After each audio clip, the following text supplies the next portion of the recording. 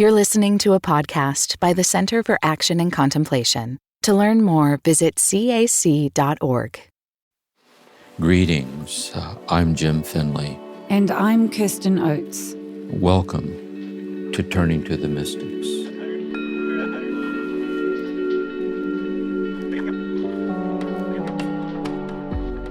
Welcome, everyone, to Season 12 of Turning to the Mystics, where we're turning to Practice of the Presence, the teachings of Brother Lawrence. And we're very excited because we have a special guest here today, Carmen Acevedo Butcher, who's the translator for the book we've been using, Practice of the Presence. Before I welcome Carmen, I'll just read a little bit of her bio so you can get a deeper connection to her. Carmen Acevedo Butcher is an award-winning translator, teacher, poet, and workshop leader. Her Cloud of Unknowing translation received a 46th Georgia Author of the Year award, and Martin Laird calls her translation of Brother Lawrence's Practice of the Presence the new standard, and we're certainly loving it on the podcast this season. She holds degrees in medieval studies from the University of Georgia, was a Fulbright Scholar at the University of London, and teaches in the college writing programs at the University of California, Berkeley. Carmen is also a faculty member at the Center for Action and Contemplation. You can find out more about Carmen on her website, and we have a link to that in the show notes. We're so thrilled to have Carmen with us today. So welcome, Carmen. So great to have you here. So good to be here, Kirsten. And welcome, Jim. Yes, I'm looking forward to this time with Carmen. Yeah. So to get us started, Carmen, I'd love to hear about the first time you encountered Brother Lawrence, and how do you recall being touched by his teaching? I was in my early 40s, and I had just gone back to work. I'd been a stay-at-home mom of 2 young kids for a while. So I was teaching on the tenure track at a small college in Georgia. So that meant my mornings started out going to one end of the town, taking one child to one school, and to the other end of the town with the other child. And I was really run off my feet, being a teacher and being a mom and just all the things of life. And somehow, and it was, just in translation, I found these snippets of this old guy who I thought was a monk then. I didn't even know he was a friar, but, in this robe, his habit, I just didn't know that much about him. And he had such calm, wise things to say. I didn't even know quite what it was he was offering, but I wanted it. And it struck such a note in me because at the time I was carrying around a flat rock in my pocket that had rest on it, and I would feel it because it was chiseled into the rock. And I really didn't have much rest in my life. And so he sort of sounded the bell, Kirsten and Jim, in my life of rest. But I didn't quite understand it yet. Mm-hmm. Wow. And then how many years later when you actually got to translate him? Wow. Now that you say that, I've never been asked that. But it was literally in 2020 when the pandemic started. And an editor and I spent 2 hours. She was giving me all these ideas of things I could translate. And as she was closing up the Zoom, she said, and there's always Brother Lawrence. And something in me tugged. And I always listen to those tugs. You never know when they'll happen. It was a very gentle tug, but very strong. And so I didn't tell her, but I started typing, his words from French to see if he was really genuine. And he was. So that's how it happened. Your story really reminds me of Jim's story in reading Thomas Merton for the first time when he was in high school. That sense of being tugged. This is my teacher. I've got something to learn here. That makes sense. Jim, you first encountered Brother Lawrence at the monastery and felt a similar attraction. I did, and I think looking back at it, at the time in the monastery and with Merton's guidance, I was going through John of the Cross and Teresa and so on. So at the time when I first discovered Brother Lawrence, I recall what struck me at the time was this pattern in all the mystics when he saw the tree, like the initiating event, like he was quickened. And then he lived in fidelity to the quickening. And that's what struck me about him, in his simplicity. Yeah, that was my first impression. But I never really became like stabilized in absorbing him, until just recently I circled back around and started sitting with him again, just how wonderful he is, really. I love, Jim, you bringing up this idea of the quickening, a huge theme in Turning to the Mystics podcasts, and how you recognize that in Brother Lawrence. And when I hear both your stories, Carmen, about you reading Brother Lawrence for the first time, and Jim thinking back to your first encounter with Thomas Merton, they seemed like quickenings. These teachers and the teaching they leave behind can enliven us in a similar way. Yes, I would say, because for me, what was so powerful was that the equanimity, the deep down peacefulness of Brother Lawrence came through as a powerful energy, very quietly, very real, very invisible, but visible to my soul. And that was, at the beginning of the pandemic. And I felt he was sitting right beside me. Well, come and tell us a little bit about your process for translating a teacher like this. Well, the first thing I have to tell you both is that Professor John Aljo, of blessed memory, is always sitting with me. He was my teacher in graduate school. So there's first of all the part of me that thinks, what would John think? And so I want to get it right. Then there's the part of me that feels like a spiritual director or a spiritual companion. And I literally pray every time before I start translating. It's very organic. It's not formulaic, but I always pray saying, please help me get to the side. And then I'll talk with Brother Lawrence and say, what is it you're saying here? And so I really try to move to one side. Jim, I'm sure you have this experience, as a therapist, I want to move to one side and really let Brother Lawrence's spirit and words be center. And I'm kind of like the person, facilitating it, like the midwife. And then what that means is, so the nerd part of me, I really embrace, because then I go and find all the dictionaries from his period, because, words change in meaning. And then I open up the Oxford English Dictionary and I read a lot of other works from his period to see what other people were meaning by these words. And then I read the history, like about the wars and all of that. One of the joys of it, Kirsten and Jim, is that I get to study everything about the period. Like, I want to feel like I could walk the street. It's like time travel. When I was a little kid, I wanted to travel, like have a time machine. I really did. I wrote a little story about this, like time travel. And one day I realized, Carmen, you time travel as a translator as best you can. Yeah. And then the other thing I would say is it's very, Jim, how you say repetition is not redundant, like when we're doing it intentionally. And a lot of translation is very, for me, intense Lectio Divina of returning to the text and asking again, what does this mean? And revising, like going deeper with my understanding of it. It's a joy, really. There's a lovely in-depth commentary on Meister Eckhart by Rainer Sherman. And so Rainer Sherman was translating Eckhart's sermons in German into English.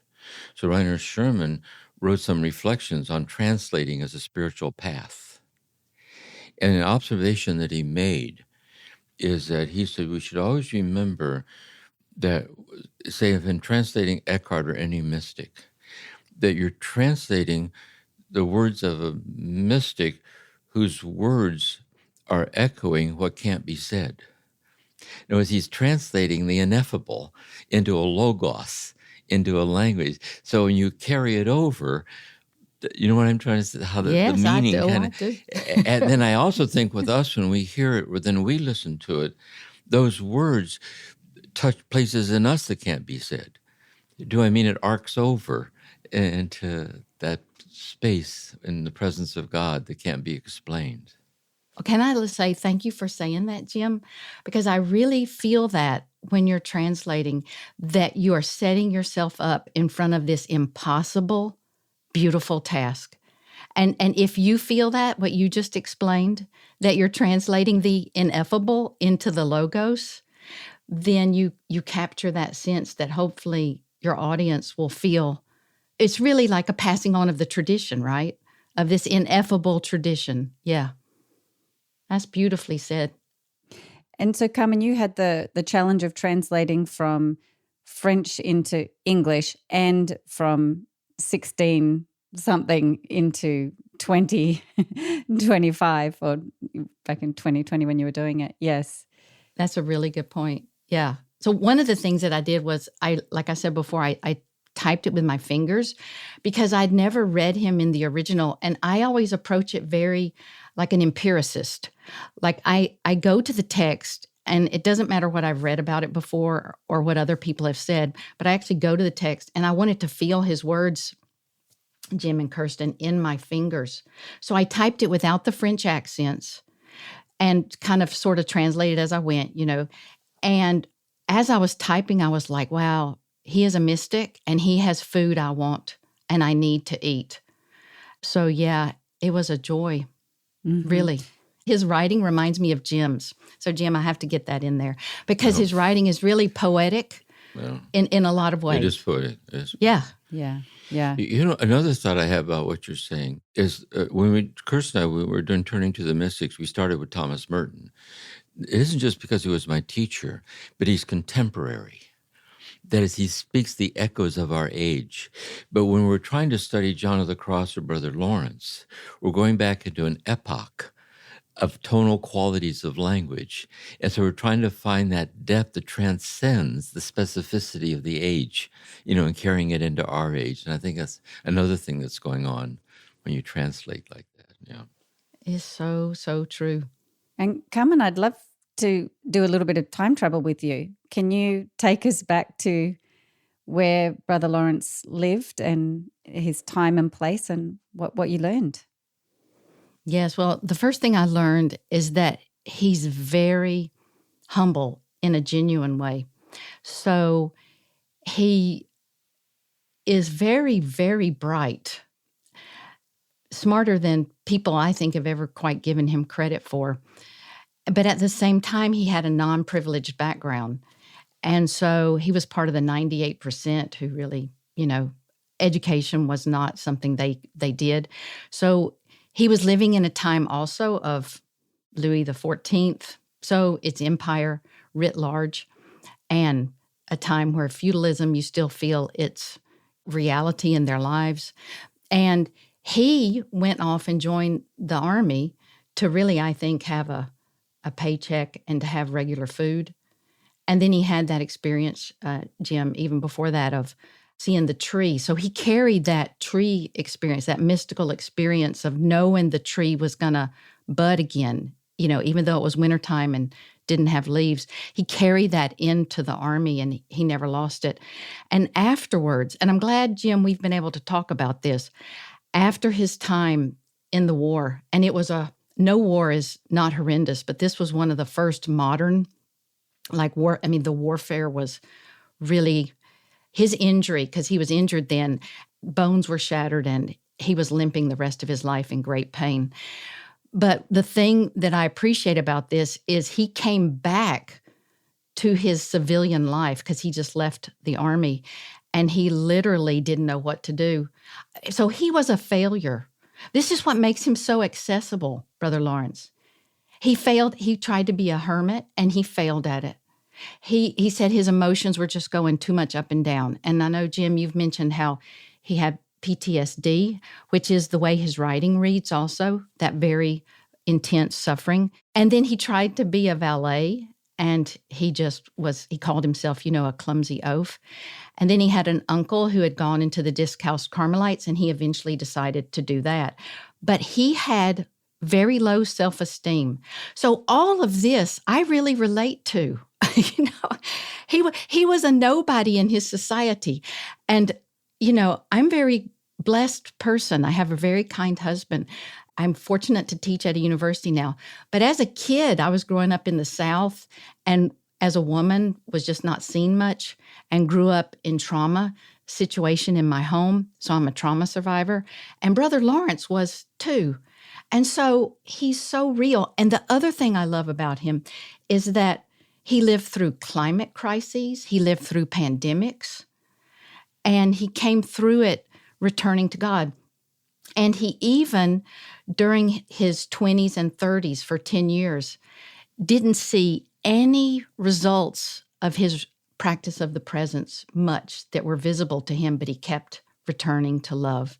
And so for me, he's a reminder that especially at the beginning of our working with practicing the presence or any kind of spiritual practice, we may not see visible results, but things are happening. He's encouraging, Kirsten and Jim, to me. He makes it accessible for everyone, wherever you are. Yeah, that is encouraging. Jim, some reflections? Yes. One of the striking things about him is that Merton once said, he said, we need to be very careful that we're not waiting to get zapped by God. Like they have to prop us up in a corner and fan us this way. He said, because very often the deep currents of change are so delicate. It isn't that we're being transformed out here that we can grab hold of. We're being lured into dimensions that go deeper than what we can experience. And it bears fruit, in kind of a quiet way. That's what strikes me about. And I put it another way too. What strikes me too, what Carmen's saying, is that when he saw the God's presence in the tree and in the pots and the pans, he saw God's presence in the layers of his endless ordinariness. That somehow that itself was the presence of God. And I think he very much lived in that and trusted it. And that helps us to trust our ordinariness, the unresolved matters of our life, deeply accepted, and God sustains us there. Mm. It's interesting to me, Carmen, you're calling out his low self-esteem, that to have such a deep and profound connection to God in front of the tree, but then to continue on with the batterings of life and feeling low self-esteem. I'm curious about both your reflections on that. Oh, I like how you put that, the batterings of life. And I like, Jim, how you said he really, found God in the endless ordinariness of his days. So I really appreciate it because, Joseph, his friend of Beaufort, says that he had an aversion, Brother Lawrence, to kitchen work, but there he was assigned. And you think about it in the modern day, would they have assigned a limping man constantly in pain? I think the Disabilities Act probably would have kept him out of the kitchen, right? So he was working in a job that would have been physically difficult for him, and he didn't like it. I mean, that was, not his cup of tea.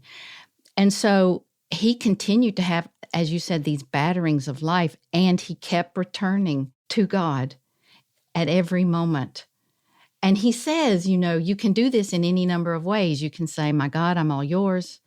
You can say, here I am, love. Give me your heart. Help me be like you. He says, or in any words you make up on the spot. So what he's trying to do is exactly what the Cloud of Unknowing author's trying to do. He's trying to get us to experiment, to really not be looking for someone else to tell us what to do, but to go experiment with it ourselves and even to ask God, so how do I do this? And he kept returning. That's the thing. And he said eventually, he established this stability of soul where for some decades, four decades or more, he had unbroken peace pretty much. Yeah, he didn't break the thread, Jim, so much is my impression. Is that what you think? Or Yes. Yeah, I tell you what strikes me when you approach it this way. I think in the moment he was in the presence of God, in the presence of the tree, it was dazzling and luminous. There was no room for low self-esteem because he was worth all that God is worth. He's the beloved. That's the thing. And so then when the moment fades, the low self-esteem part kind of reinstates itself. But he knows inside, like a flame inside, he knows the truth that's always there, how to practice the presence. And so it's almost as if then we know that our low self-esteem, there's the woundedness of it, but there's also the low self-esteem that's at the essence of Jesus and the whole mystery of the cross. And so there's that in us that sees this in the light of the tree, in the light of our own moments. And there's that in us that doesn't see it yet, the complexities of our low self-esteem. So the part of us that sees this is to be endlessly tenderhearted toward the part that doesn't see it yet, like the preciousness of our fragility and to walk with it because God walks there with us. So I think that's another piece of it for me. That's beautiful. And I will say that in that way you just described, Jim, and to answer your question, respond to it a little bit further, Kirsten, for me, as I was translating him, this really unique, for me anyway, experience happened where I started realizing that what he was describing as his path and his practice, I had been doing since a child, partly out of my own experiences with trauma, of just practicing what he called practicing the presence, or he just calls it the presence. And I began to see, like what you just described, Jim, I began to see that I was always doing this and was a child of God and was loved and was love. And so because of, you're talking about earlier, Jim, translation as a spiritual practice. So as I translated Brother Lawrence, it was a healing experience for me as more of myself that had really been obliterated by trauma came online. Like literally it was a gift to me. And I had, Jim, developed, I was like, 50 something, but I developed more self-kindness for myself. And that is what I think Brother Lawrence helps us all with. Yeah. Yeah.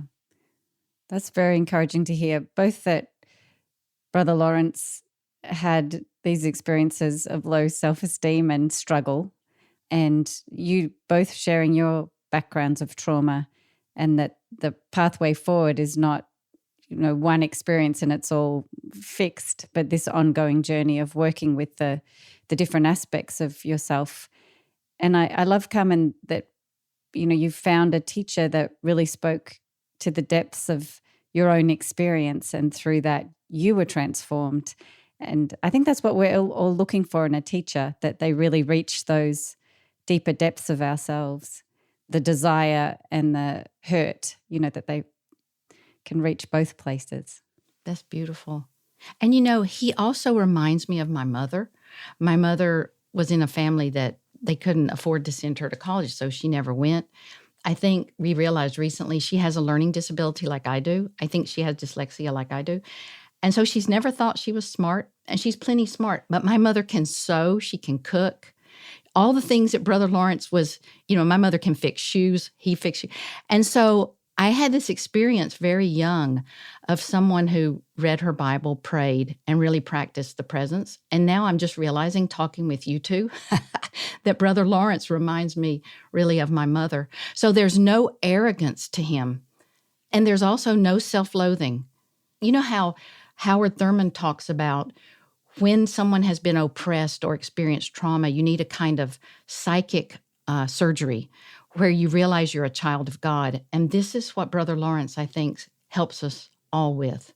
Do you see that too, Jim, in his teaching? I do, very much so. In the 12th letter, we gave one of the sessions on that 12th letter. And in effect, she's asking him, really toward the end of his life, would you please explain to us how you got this way? Because I think there's another thing about being in the presence of a teacher. In the presence of the teacher, your heart's desire has not deceived you, because you're in the presence of someone in whom it's been realized. Like he's habitually stabilized in that. Like, how do you do that? And then he starts out by saying that the friend put me here. In other words, I didn't do it. And I get this feeling with him too, in the light of that letter also, is that, and you see this too with Father Joseph, when Joseph wrote down when there's sessions of spiritual direction. The feeling I have is that Brother Joseph, and I'm thinking when I was with Merton, is that this Father Joseph, he sensed that when he was with Brother Lawrence, he was in the presence of someone who was very present. And he also sensed in Brother Lawrence, he was with someone who was very present, in whom he sensed the presence of God in his presence. And I think he also sensed that Brother Lawrence saw the presence of God in him that he couldn't quite yet see. And when he was with Brother Lawrence, it started arcing over. And so I think the writing is so pure. That happens to us when we read Brother Lawrence. Kind of arcs over. So what shines so bright in him is what's shining bright in us, and he helps us to see that, which is the presence of God. We're God's beloved. That's beautifully said. Mm-hmm. That's the thing the translator doesn't want to get in the way of, Jim. That's right. Yeah. I'm curious, Carmen, how is it to create a book by someone who never intended to create a book? Well, it's actually really quite special because, first of all, you have these images of how he would never have posted on Instagram. He would never have had a book launch. And so he's very much writing for his friends. And the thing I always remember is that someone like a churchman, Francois Fenelon, there are hundreds, and I've read lots of them as a translator trying to get a sense of one of Brother Lawrence's friends who helped him out. But there are hundreds of Francois Fenelon's letters that are preserved. And we just have, the very few of Brother Lawrence, which shows their disparate locations in the social hierarchy. But what was so fun about it is that after he died, right, his friends were like, wow, we miss him. So this is like, I remember the year in my life when I went from thinking about my resume, years ago or decades ago, to I hope people miss me when I'm gone. Like, your calibration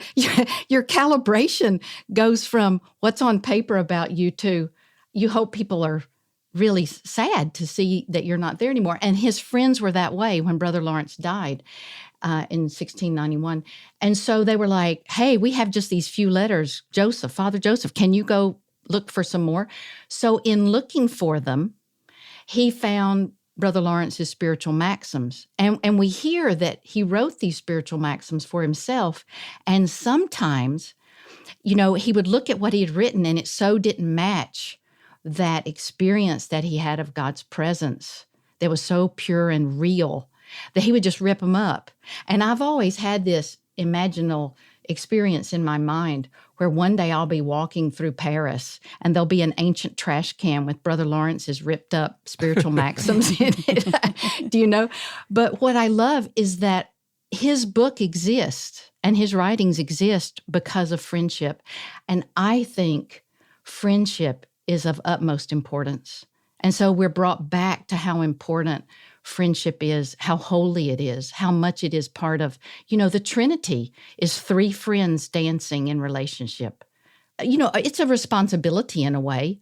But the other thing about it is, before I was translating it, his oeuvre, or however you want to talk about it, all his pieces of writing were really sort of scattered. And if you look at the different publications of his work, there's a lot of variety, and I tried to regularize it for a popular audience. So I felt a lot of, Kirsten, to answer your good question, I felt a lot of responsibility, but it was a joyful responsibility. Mm-hmm.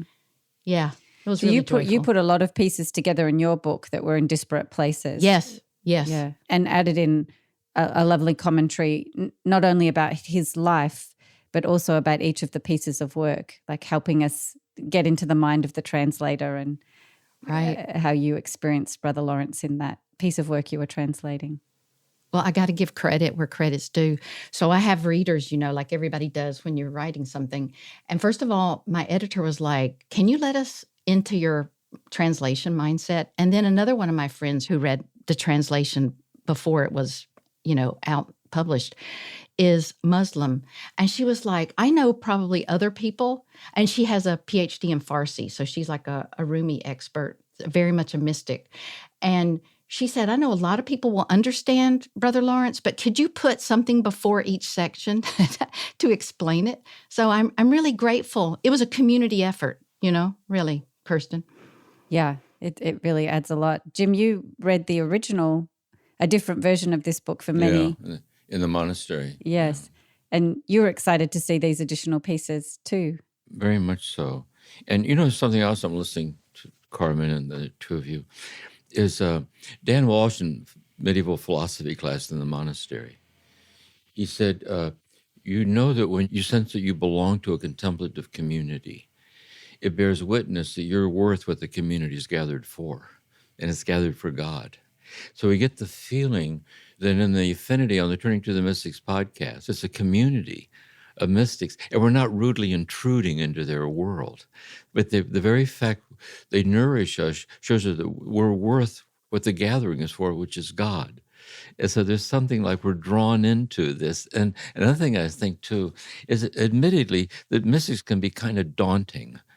You know what I mean? When you try to take it on, it's not figure-outable. But in the light of our discussion, when you approach it with devotional sincerity and childlike simplicity, there's an unexpected simplicity and clarity in it. And when we start to get acclimated to that, that's really the pedagogy. I think it's trying to teach us to internalize the intimate simplicity in which the presence of God is realized. That's beautiful. So the idea of the spiritual friendship, which is to mirror back to each other that we're worth or God is worth, to see God's presence in each other. Jesus said, greater love than this has no one, than he lays down his life for his friends. You know, we're Jesus' friends. And the mystics are our friends. And we belong here. And that's why it's so, like it sits well with us to be open to them like this. It kind of bears witness to our own awakening heart about the divinity of ourself and our own ordinariness. I love that.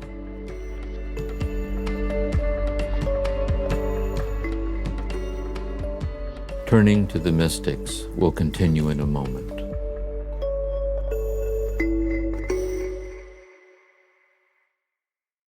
What if you could be free from the burden of your past hurts? James Finley invites you to integrate contemplative practice and 12-step spirituality to deepen your awareness of God's sustaining grace, even in moments when you feel most broken and alone. Find your way home to love in Mystical Sobriety, an online course with perpetual access to content and optional live calls with James and CAC staff. Register today at cac.org/mystical. Carmen, you brought up the Trinity, and I wanted to bring that into your translation. We talked in our introduction about the unique way you referred to God as they in the book, and how refreshing, challenging that is, you know, to read they for God. So I loved that. I thought it's always nice to read spiritual teaching in a way that opens your mind or really strikes you to think more deeply. So it certainly did that for me. I'd love to hear a little bit more about that choice.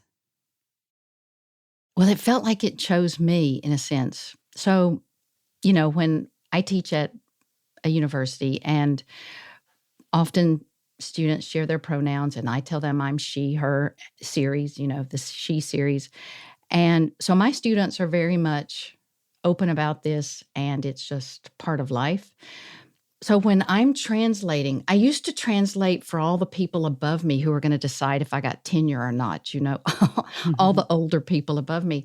And then as I've gone and gotten older a bit myself, I now look at all my students and I think, wow, what kind of world are we leaving them, and are they living in? And so I'm translating for my students. I'm translating for all the people that I know. So my community that I'm translating for has grown as I've kind of gotten a bit more, you know, listening. So as I was translating, I was like, wow, I'm so tired of it only being God is He. And I don't mean that as a diss to anybody who that's totally comfortable for. But for me, my father was very severely abusive. So as Roberta Bondi says, who is at Emory, she always had difficulties with that, God is He. And I think that there are a lot of people who have that experience, you know. And then the other thing is I really wanted, you know, I think about the women in the world and how do they find representation in religion and such. But I couldn't, you know how Richard talks about sometimes he'll use God more instead of the he, he'll use the word God. And I know Mirabai Starr has talked about how sometimes on one page she'll use he for God, and in another place she'll use she. So she mixes it up. So, and I know Jim has talked about so eloquently that God is neither he, she, nor they. And I had just had a student of mine whose pronouns are they. And I was like, what will these students be thinking in the future about if they read my work and others? And so I tried translating without pronouns because, Jim, I have a little bit of that childlike nature as a translator, you know, of just trying what works. And I literally found out you cannot live without pronouns in the English language. That's true. You cannot. And so, you know, I just translated it with he. I just sort of gave up. And then I was meeting with my editor and I said, well, I've translated it. I finally told her I'd translated the whole thing. She said, well, now you've got to do thing that's, your proposal. And I went, okay. Well, I went to bed and the next morning I woke up. I gave it up. I let go of it, of the worry. I thought, well, I've done my best and it will be, close to Brother Lawrence's spirit, because he does use he. But his spirit, he's a Trinitarian. I mean, any person who's really a Christian would be, right? But he's a Trinitarian and he's beyond the binary. He really is. So I woke up the next morning and went upstairs to start translating, and I paused for just a minute before the computer, as I do, and it was dark. It was 4 a.m. The birds were already singing because this was during the pandemic and no cars were on the road. And all of a sudden, they came up. I thought, wow, I can do that. I knew immediately that I was going to do that. So it was like the Spirit showed up and said, you could use they. Now, I'm not saying everybody should use they. So this is not dogma. No. But the thing is, you cannot do a global search and replace on pronouns. So it wasn't like I just took all the he's and put they and there and into them. I really went back through mindfully, and it took weeks. It took weeks to make that sort of change, and I felt good about it the whole way. And people have written me or come up to me in workshops online, like sent messages, going, it made them cry. People who are in the queer community. I've had grandmothers and grandfathers say their grandchild is queer in some way, and that meant a lot to them. So I just did it though because the Spirit tugged me. Really. Beautiful. Yeah. And trying to bring in the essence of Trinity, because you found out Brother Lawrence was passionate about that. Yes. Yeah.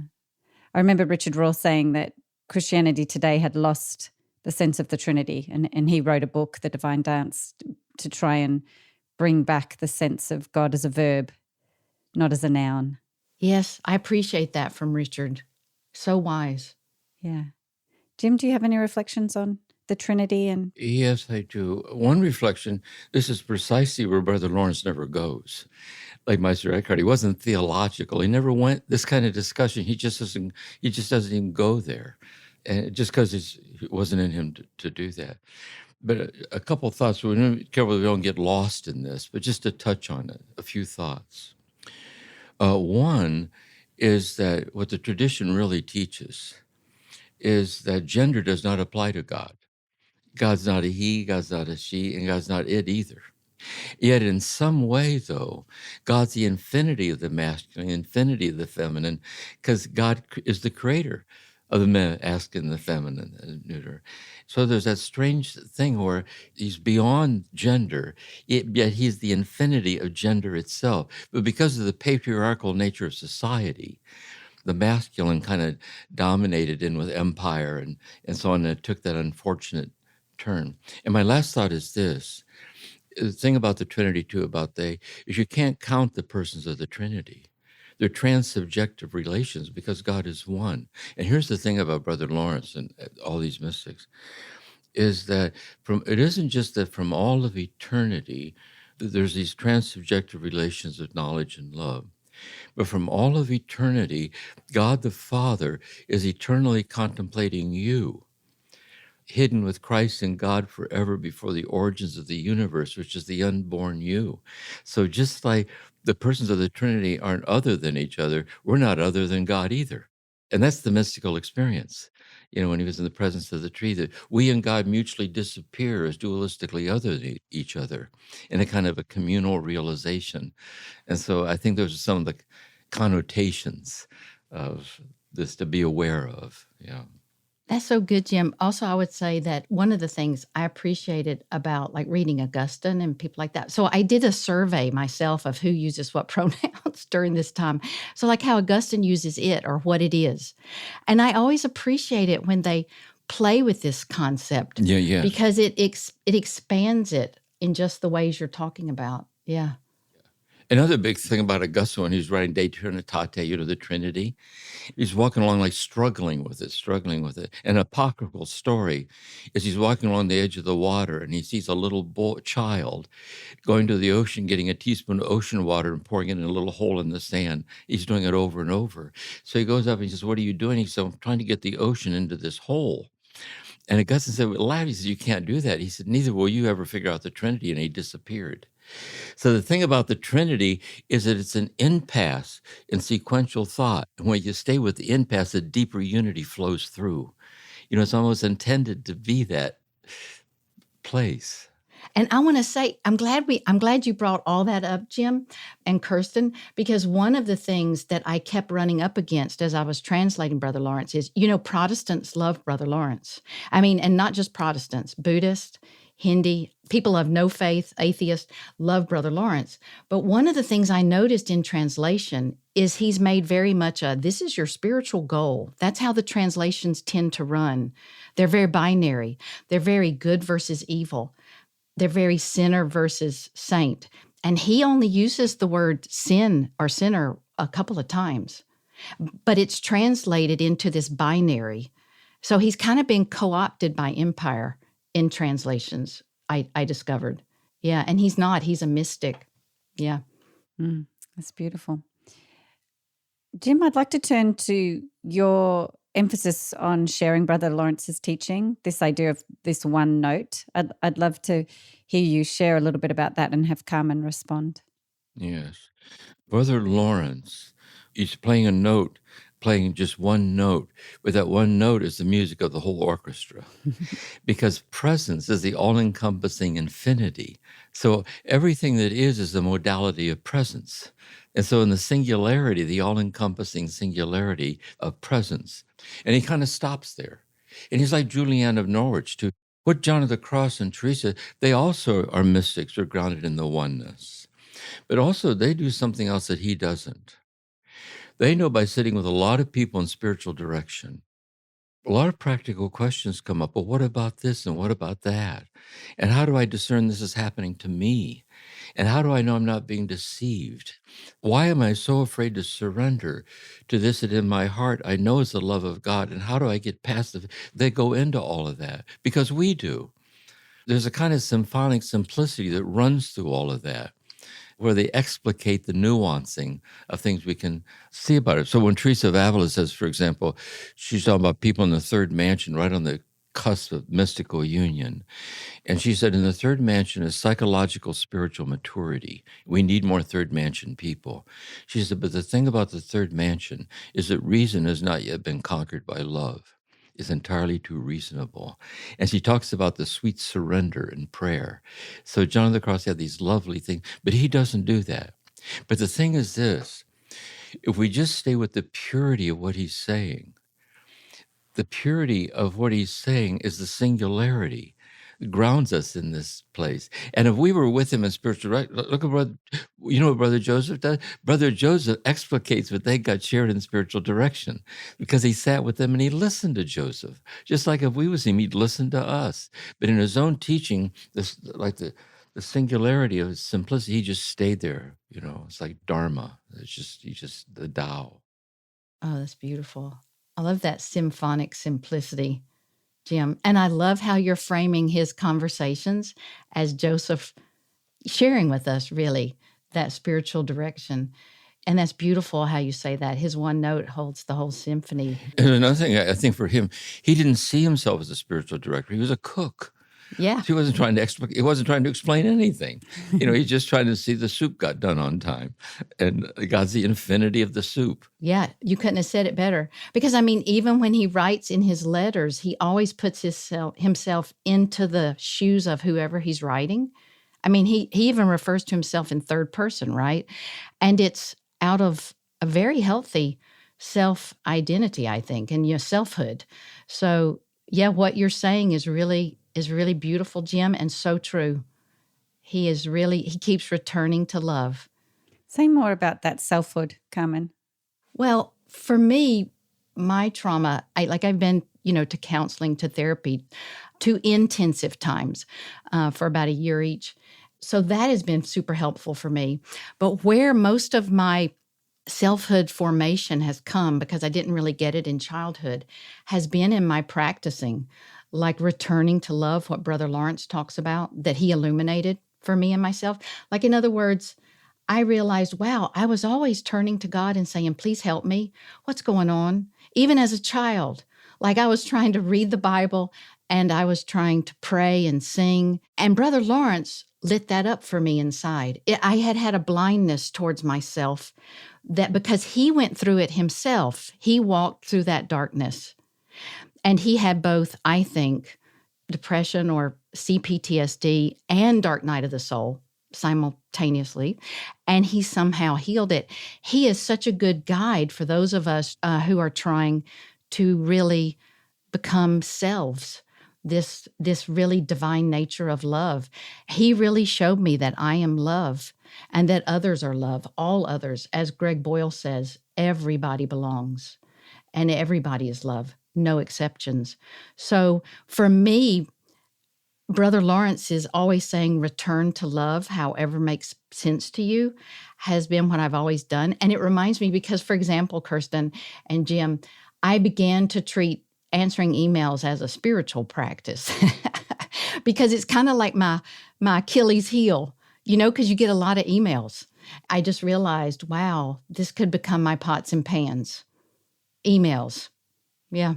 Oh, that's lovely. That's a lovely idea. Yeah, choosing something that becomes your pots and pans, like just one specific thing rather than the whole of life. I like that. That's really because I helpful. like washing dishes, so it's not quite, and it's easier to get into meditation washing dishes. Yeah. Yeah. Jim, what do you reflect on that idea of selfhood? My sense is there's a couple of thoughts. One, I'll use an example from psychotherapy. You're sitting in psychotherapy, and say you're just starting, like to share why you're there, whatever you're working on.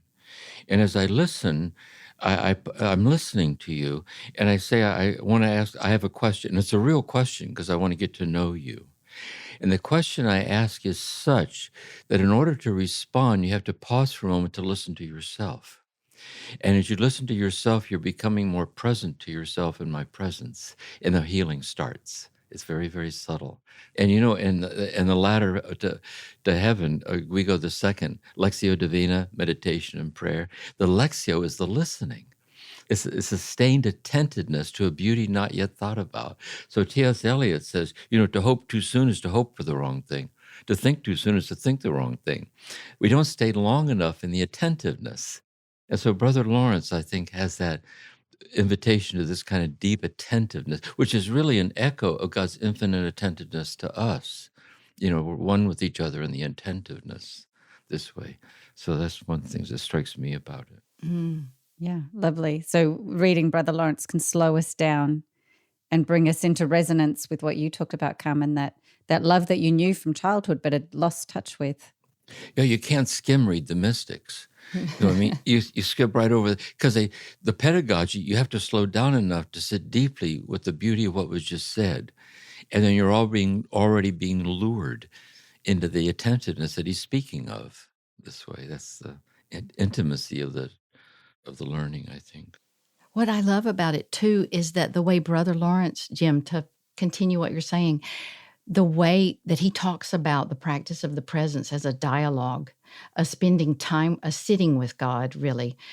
And for me, that experience was, like you said, Jim, slowing to listen, not skimming my own experience. So in other words, hearing in the silence, giving myself the understanding that listening to myself in silence is listening to God listening to me and is listening to me. And so coming to realize that I matter. I matter because I'm, God's love. And so just having that experience has meant the world to me, really, sitting with Brother Lawrence that way. Carmen, expand a little bit more on Brother Lawrence's experience of being in a dialogue, because we kind of read his words and it can feel a little bit like a mindfulness-focused practice versus what I'm hearing from you, this beautiful dialogue. I think he had an ongoing dialogue with God, and it was kind of like our dialogues with someone who we love really a whole lot. So it's not always words, right? So, for example, he even says that he recommends in one of his letters, before you do something, ask for God's help with it. Because I can imagine when he started in the kitchen, he didn't know how to make a soup. He didn't want to make soup. And I can imagine him saying, oh, I hate this kitchen job. Please help me know how to make this soup.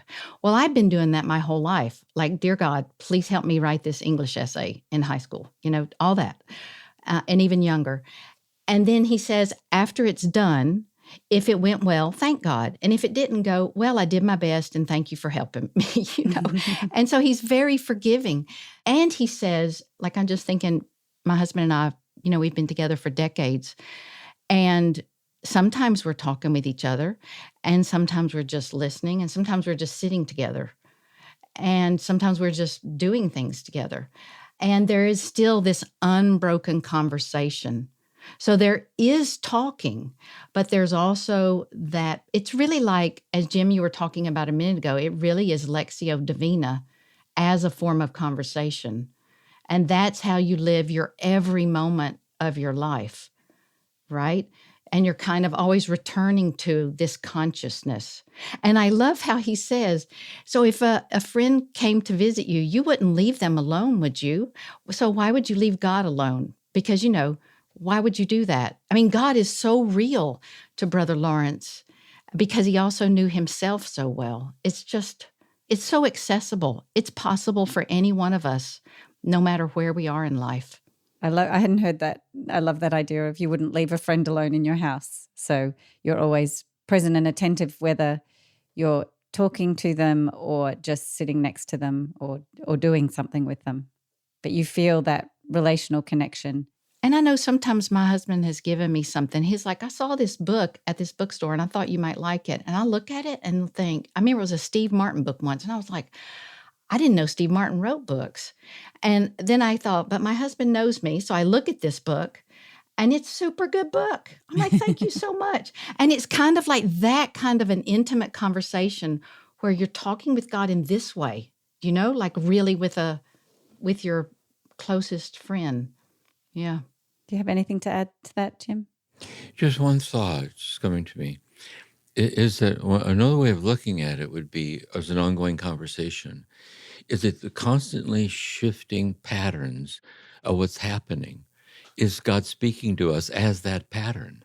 In other words, what's my response, all things considered, to the truth of what's unfolding right now? And the simplest of things, looking out the window and seeing a child run by down the street, talking to someone like you said.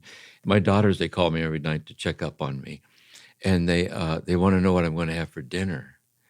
And the reason they want to know what I'm going to have for dinner is that they love me. And I want to know what they're having for dinner. And I really want to know because I love me. So that's God. And I think Brother Lawrence saw the presence of God presencing itself with that kind of immediacy. It is as if we're constantly walking right past what we're looking for, because it's always right in front of us. It's the holiness of what's actually unfolding and being present. That's practicing the presence, right? Oh, I love that, Jim. Big thing I'm hearing in that, Jim, is to say that he was made to be the cook. It probably caused him pain. He didn't like it, but he saw God in it. He saw in that pattern, like you're saying. He didn't see, I have to get out of the kitchen to find God because I don't enjoy the kitchen. He could see in the pattern of what he'd been given to do that God wasn't absent from him there. That's right. I'm so glad you said that, Kirsten, too, because when I'm translating, I'm always looking to see if this person is really living what they're writing so beautifully about. And Brother Lawrence, we hear from Joseph, everybody loved. I mean, he wasn't cooking for a dinner party. He was cooking for 100 brothers. So, and, helping, making sure the kitchen ran well. So it was really hectic. And they said everybody appreciated what he cooked and people thanked him. It's like when I have 100 emails in my inbox. I think that's 100 ways to be blessing and blessed, Yeah. Yeah, lovely. Well, to close, I'd love to hear from each of you. If you could ask Brother Lawrence one question, what would that be? And then what do you think he'd say? Well, for me, I've already asked him so many questions. Like we've had so many conversations. Like, what do you mean here? Hey, I have so many, students whose essential worker family members are dying and I'm trying to translate you. And can you just help me out here? That kind of thing. What's the best thing to do? that really, if I had the chance to ask Brother Lawrence a question, it would be one of two things. I would either not ask at all. I would just say, can we go have tea together or go sit and watch the sunset? Or I would ask him for his favorite stew recipe. Like literally something like, Jim, I was thinking you asking your daughters and them asking you about what you're having for dinner. I would literally want like something tangible to say, here, we're going to have Brother Lawrence's stew tonight, Or just sit with him and watch the sunset would be really beautiful. Yeah. Jim, do you have a question for Brother Lawrence? One of the things that comes to me is I might say this. Brother Lawrence, really, I don't have anything I want to ask you. So I'm asking you if you see God's presence in that. Because see, it's almost we're asking for something. There we go again. I'll write it down, check it out. But what if I have nothing to ask? But then we can sit with that. And there's nothing to ask because nothing's missing. I would sit with that and see where it went. That's lovely. I would want to say, though, in person, I love you, Nick. Thank you so much. Yeah, that's true. Yeah. That's good, Jim. I'd love to ask him, hold up the book and go, what do you think of this that happened after you died? Yes. Hundreds of years later, holding it up, he'd be amazed. He'd go, holy cow. Yeah. I think he would say, holy cow. I think Kirsten, Jim. Well, it's been a beautiful conversation. Is there any last thoughts on Brother Lawrence before we close? No, I want to say thank you, Kirsten and Jim, because I've listened to all the others that you've recorded, and you have beautifully brought Brother Lawrence to life in so many ways. So thank you, Jim. Thank you, Kirsten, for sharing your wisdom about this man who's really one of my favorites. And my thought would be this. You were talking earlier about friends.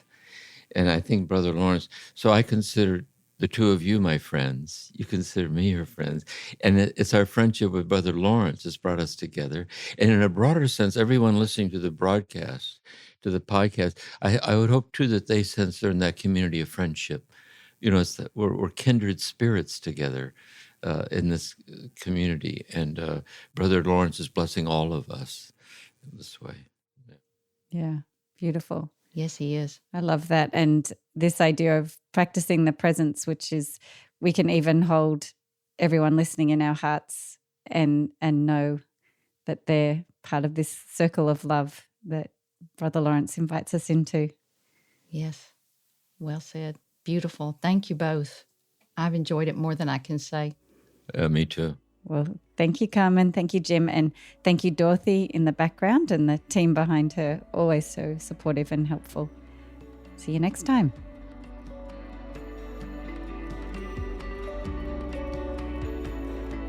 Thank you for listening to this episode of Turning to the Mystics, a podcast created by the Center for Action and Contemplation. We're planning to do episodes that answer your questions. So if you have a question, please email us at podcasts@cac.org or send us a voicemail. All this information can be found in the show notes. We'll see you again soon.